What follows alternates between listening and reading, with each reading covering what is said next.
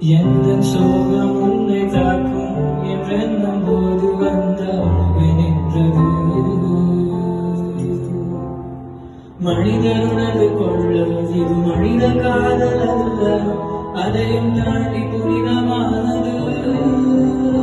அபிராமியே தாலாட்டும் சாமியே தெரியுமா?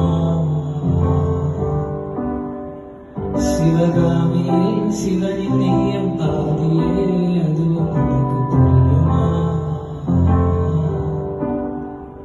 சுபலாலி லாலியே லாலியே அபிராமி லாலியே லாலியே கண்மணி அன்போடு காதலும் நான் கணிதமே.